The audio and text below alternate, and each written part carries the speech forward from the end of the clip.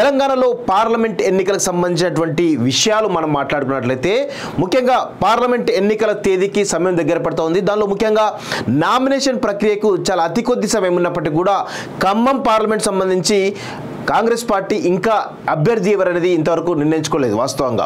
అయితే అక్కడ చాలామంది పేర్లు తెరపైకి వచ్చాయి.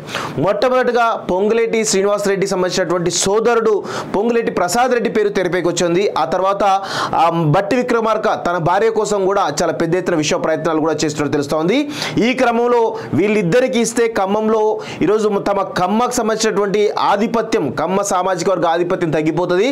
అదేవిధంగా వారసత్వ రాజకీయాలకు ఈరోజు ఖమ్మం ఒక వేదిక అవుతుందనే కోణంలో ఈరోజు వాళ్ళిద్దరి పేర్లు కూడా హోల్డ్లో పెట్టినట్టు చాలా క్లియర్గా తెలుస్తోంది. అయితే ఈ క్రమంలో వరంగల్ మాజీ ఎంపీ పొంగులేటికి అత్యంత సన్నిహితుడు, ముఖ్యంగా తనకు బంధువు అయినటువంటి వరంగల్ మాజీ ఎంపీ రామసహాయం సురేందర్ రెడ్డి వాళ్ళ కొడుకు రఘురామరెడ్డి పేరు కూడా తెరపైకి వచ్చింది. ఆయన పేరు దాదాపు ఖరారైనట్లే తెలుస్తూ ఉంది. కానీ ఖమ్మంలో ఖమ్మ సామాజిక వర్గానికి సంబంధించినటువంటి ఆధిపత్యం చాలా స్పష్టంగా ఉంటుంది అనేది అందరికీ తెలుసు.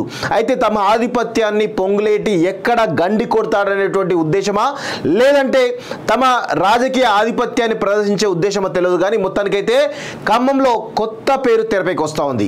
అయితే ఇందులో ఇంతకుముందు నీకు క్లియర్గా చెప్పడం జరిగింది కదా, పొంగులేటి సోదరుడు అడిగిండు, అదేవిధంగా ఇక్కడ బట్టి విక్రమార్క సతీమణి కూడా అడగడం జరిగింది. అయితే ఆ కోణంలో అక్కడ ఉన్నటువంటి మరొక మంత్రి తుమ్మల నాగేశ్వర ఎవరైతే ఉన్నారో ఆయన తన కుమారుడికి కూడా టికెట్ ఇవ్వాలంటే ఒక ప్రతిపాదన పెట్టినట్టు తెలిసింది. అయితే ఈ మూడు ఈక్వేషన్స్ కూడా ఫెయిల్ అయినట్టు విషయం కూడా క్లియర్గా మనకైతే తెలుస్తూ ఉంది. అయితే ఈ క్రమంలో రామసహాయం సురేందర్ రెడ్డిని కూడా తెరపైకి తెచ్చేందుకు ఒక ప్రయత్నం జరిగింది వాస్తవంగా. ఆయన కుటుంబంలో ఉన్నటువంటి వాళ్ళ కొడుకు ఎవరైతున్నారో రఘురామరెడ్డి పేరు కూడా తెరపైకి వచ్చింది.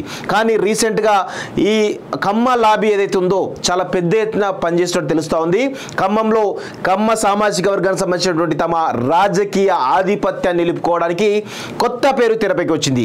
ఆ ఖమ్మం రాజకీయాలు కానీ ఖమ్మం ప్రజలకు కానీ ఈరోజు ఎలాంటి సంబంధం లేనటువంటి తెలుగుదేశం పార్టీలో పుట్టి తెలుగుదేశం పార్టీలో మినిస్టర్గా పనిచేసినటువంటి మండవ వెంకటేశ్వరరావు అనేటువంటి పేరు తెరపైకి వచ్చింది. మండవ వెంకటేశ్వరరావు తెలుగుదేశం పార్టీలో 4 సార్లు నిజామాబాద్ ఉమ్మడి జిల్లా సంబంధించినటువంటి డిస్పల్లి కాన్స్టిట్యూన్సీ సంబంధించినటువంటి ఎమ్మెల్యేగా ఎన్నికై చంద్రబాబు హయాంలో కానీ తర్వాత కానీ చాలా కీలకమైనటువంటి మంత్రిత్వ శాఖల్లో కూడా చేసినటువంటి అనుభవం ఉన్నటువంటి వ్యక్తి. ఆయన పేరు ఖమ్మంలో ఖమ్మం ఎంపీగా తెర మీదకి వస్తున్న విషయం అందరం చూస్తున్నాం. ఇదంతా కూడా తుమ్మల తన రాజకీయ చాణక్యతను ప్రదర్శిస్తున్నాడా అనేటువంటి ఒక అనుమానాలు కూడా తావిస్తూ ఉంది. అయితే తుమ్మల నాగేశ్వరరావు గురించి మనందరికీ కూడా తెలుసు. గతంలో టీడీపీ హయాంలో కావచ్చు, లేదంటే కేసీఆర్ హయాంలో కావచ్చు, ఒక వెలిగినటువంటి నేతగా మనందరం కూడా చెప్పవచ్చు. అయితే తన రాజకీయ మొత్తం కూడా ఈరోజు పెద్ద ఎత్తున ప్రమాదంలో పడుతున్న తరుణంలో ఇమ్మీడియట్గా కాంగ్రెస్ పార్టీలో చేరి ఖమ్మం నుంచి గెలుపొంది ఈరోజు మంత్రిగా తన యొక్క పునర్వైభవాన్ని కూడా తీసుకురావడం జరిగింది. అయితే తుమ్మల నాగేశ్వరరావు తెలుగుదేశం రాజకీయాలను మొదలుపెట్టి ఇప్పటి వరకు కూడా తన రాజకీయ పరిణతిని కానీ తన రాజకీయ ఏదైతే ఉందో దాన్ని అందరూ కూడా ప్రదర్శించి వస్తూ ఉన్నాడు. ముఖ్యంగా చంద్రబాబు హయాంలో కూడా ఈరోజు మండ వెంకటేశ్వరరావు అదేవిధంగా తుమ్మల నాగేశ్వరరావు ఇద్దరు కూడా సహచరులు, ఇద్దరు కూడా టీడీపీ బ్యాక్గ్రౌండ్ అనే విషయం కూడా ఒకటి గుర్తుపెట్టుకోండి.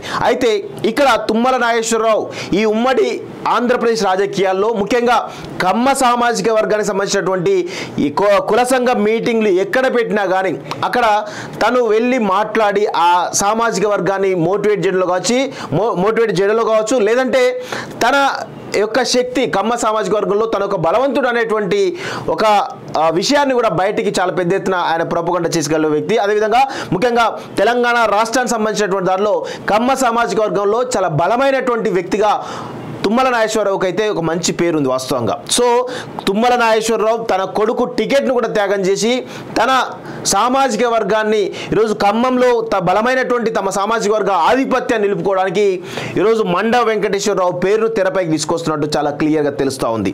అయితే దీనికి నేను ఇక్కడ క్లియర్గా ఒక టైటిల్ కూడా పెట్టడం జరిగింది, రంగంలోకి ఏబిఎన్ఆర్కే. ఇది చాలా ఇంపార్టెంట్ టైటిల్ వాస్తవంగా.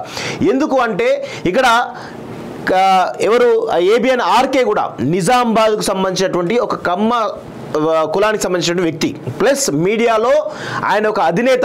ఏబిఎన్, అదేవిధంగా ఆంధ్రజ్యోతి సంబంధించిన పత్రిక కావచ్చు, లేదంటే ఛానల్ కావచ్చు, ఆయన అధిపతి. అదేవిధంగా 2 తెలుగు రాష్ట్రాలను కూడా శాసించగల వ్యక్తిగా ఆయనకు ఒక పేరుంది వాస్తవంగా. సో ఏబిఎన్ ఆర్కే రంగంలోకి దిగి మండవ వెంకటేశ్వరరావుని, అదేవిధంగా తుమ్మల నాగేశ్వరరావు, మొత్తానికైతే ఈ ముగ్గురు కలిసి రేవంత్ రెడ్డి తోటి పాటుగా రేవంత్ రెడ్డిని కూడా ఇన్ఫ్లుయెన్స్ చేయగలిగారు. అంటే ఖచ్చితంగా ఖమ్మంలో మండవ వెంకటేశ్వరరావు ఎంపీ అభ్యర్థి అని చెప్పేసి కూడా చాలా విషయం పెద్ద ఎత్తున తెలుస్తూ ఉంది. ముఖ్యంగా రేవంత్ రెడ్డి కూడా ఈరోజు టీడీపీ బ్యాక్గ్రౌండ్ నుంచి రావడం జరిగింది. ఆయన కూడా ఈరోజు రెడ్డి సామాజిక వర్గానికి సంబంధించినటువంటి సపోర్టే కాకుండా ముఖ్యంగా కమ్మ సామాజిక వర్గాల సపోర్ట్ కూడా చాలా పెద్ద ఎత్తున ఆయనకు ఉండడంతో మొత్తానికైతే కమ్మ లాభ్యా లేకపోతే ఇంక వేరే లాభ్యా ఏదో తెలియదు, కానీ మొత్తానికైతే చంద్రబాబు లాంటి మరి ఆయనకు సంబంధించినటువంటి వాళ్ళ ఎవరో చెప్పిన మొత్తానికి తెలియదు, కానీ మొత్తానికైతే రేవంత్ రెడ్డి మండవ వెంకటేశ్వరరావు యొక్క అభ్యర్థిత్వాన్ని కన్ఫర్మ్ చేస్తున్నట్టుగా చాలా క్లియర్గా తెలుస్తుంది. దానికి సంబంధించినటువంటి దాంట్లో కూడా ఈరోజు ఖమ్మం ఎంపీ సీట్ సంబంధించిన దాంట్లో కూడా ఏఐసీసీ కూడా కన్విన్స్ చేసినట్టుగా చాలా క్లియర్గా తెలుస్తూ ఉంది. అయితే దీనిలో చాలా ముఖ్యమైన విషయం, మండవ వెంకటేశ్వరం తీసుకోవడం వెనకాల ఇక్కడ తుమ్మల నాగేశ్వరరావుకు 2-3 రకాల ప్రయోజనాలు, అదేవిధంగా రేవంత్ రెడ్డి కూడా 2-3 రకాల ప్రయోజనాలు కూడా ఉన్నట్టు మనకైతే క్లియర్గా తెలుస్తూ ఉంది. అయితే ముఖ్యంగా తుమ్మల నాగేశ్వరరావు ఖమ్మం రాజకీయాల్లో తన పట్టు కోల్పోతానన్న భయమో లేదంటే తను ఎక్కడ వెనకబడిపోతానన్న భయమో తెలియదు, కానీ మొత్తానికైతే ఖమ్మంలో తన ఆధిపత్యాన్ని నిలుపుకోవడానికి పొంగులేటికి చెక్ పెడుతున్నట్టుగా చాలా క్లియర్గా తెలుస్తూ ఉంది. అదేవిధంగా ఇటు ఎట్లాగో బట్టి విక్రమార్క ఎలాగో డిప్యూటీ సీఎంగా ఉన్నాడు, తనతోటి ఎలాంటి ప్రమాదం లేదు అనే విషయం కూడా క్లియర్గా తుమ్మల నాగేశ్వరరావు తెలుసు వాస్తవంగా. అయితే అక్కడ రెడ్డి వర్సెస్ కమ్మ ఆధిపత్య పోరులో తమ ఆధిపత్యాన్ని నిలుపుకోవడానికి తుమ్మల నాగేశ్వరరావు తన కొడుకు టికెట్ కూడా అడగకుండా మండవ వెంకటేశ్వరరావుని ఇటు ఏబిఎన్ ఆర్కే త్రూ మొత్తానికైతే లూప్ లైన్లో పెట్టి రేవంత్ రెడ్డి కన్విన్స్ చేసి, అదేవిధంగా కమ్మ సామాజిక వర్గం సంబంధించినటువంటి వాళ్ళందరినీ కూడా మొత్తానికైతే ప్రెజరైజ్ చేసి ఏఐసీసీ మీద కావచ్చు, లేదంటే కాంగ్రెస్ ముఖ్య నాయకులు ప్రెజర్ చేసి మొత్తానికైతే రేవంత్ రెడ్డి కన్విన్స్ చేసి మొత్తానికైతే ఎంపీ అభ్యర్థితో కన్ఫర్మ్ చేసినట్టుగా తెలుస్తోంది. దీనిలో రేవంత్ రెడ్డి కూడా కొంత స్వార్థం ఉండే అవకాశం ఉంది. ఎందుకంటే పొంగులేటి శ్రీనివాసరెడ్డి రెవెన్యూ మంత్రిగా కొనసాగుతూ ఉన్నారు. ఆయన ఆధిపత్యం కూడా రోజు రోజుకు పార్టీలో పెరిగిపోతూ ఉంది. ఎక్కడ తనకు కాంపిటీషన్ అవుతాడనే మేబీ అలాంటి విషయం కూడా ఉండొచ్చు వాస్తవంగా. అందుకే పొంగులేటికి ఖమ్మంలో చెక్ పెడుతున్నట్టు చాలా క్లియర్గా తెలుస్తూ ఉంది. మొత్తానికైతే ఖమ్మం రాజకీయాలు రసవత్తరంగా కొనసాగుతున్నాయి. అసలు ఖమ్మం రాజకీయాలకు కానీ ఖమ్మం ప్రాంతానికి కానీ ఎలాంటి సంబంధం లేనటువంటి మండవ వెంకటేశ్వరరావుని నిజామాబాద్ జిల్లా నుంచి తీసుకువచ్చి అక్కడ పోటీ చేపిస్తున్నారంటే ఖచ్చితంగా అక్కడ రసవత్తరమైనటువంటి ఫైట్ ఉండబోతుంది.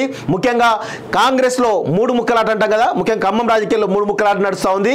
ఇటు ఒకవైపు బట్టి విక్రమార్క, ఇంకొక వైపు పొంగులేటి శ్రీనివాసరెడ్డి, మరోవైపు తుమ్మల నాగేశ్వరరావు. ఈ ముగ్గురు మధ్యలో ఈరోజు ఖమ్మం ప్రజలు తీవ్రంగా నలిగిపోతా ఉన్నట్టు తెలుస్తూ ఉంది. మొత్తానికైతే అది కాంగ్రెస్ పార్టీకి సంబంధించినటువంటి ఎంపీ అభ్యర్థి ఎవరైతే మండవ వెంకటేశ్వర వస్తే కనుక ఆయన గట్టెక్కిస్తుందా, లేదంటే ప్రతిపక్షాలకు ఏమైనా అవకాశం వచ్చే అవకాశం ఉందా, అంటే బీజేపీ కానీ బీఆర్ఎస్ కానీ ఏమైనా అవకాశాలు ఉన్నాయా అనేటువంటి కోణంలో కూడా ఒక్కసారి మనం ఆలోచించాల్సిన అవసరం ఉంది. మొత్తానికైతే ఖమ్మం రాజకీయాలు ముఖ్యంగా కాంగ్రెస్ పార్టీలో అంతర్గత పోరు కూడా తీవ్ర స్థాయిలోకి వెళ్తున్నట్టు తెలుస్తోంది. మొత్తానికైతే పొంగులేటి శ్రీనివాసరెడ్డికి ఈ అందరైతే ఎవరైతే ఉన్నారో తుమ్మల నాగేశ్వరరావు కానీ బట్టి విక్రమార్క కానీ రేవంత్ రెడ్డి కానీ చెక్ పెడుతున్నట్లే చాలా స్పష్టంగా క్లియర్గా అర్థమవుతోంది.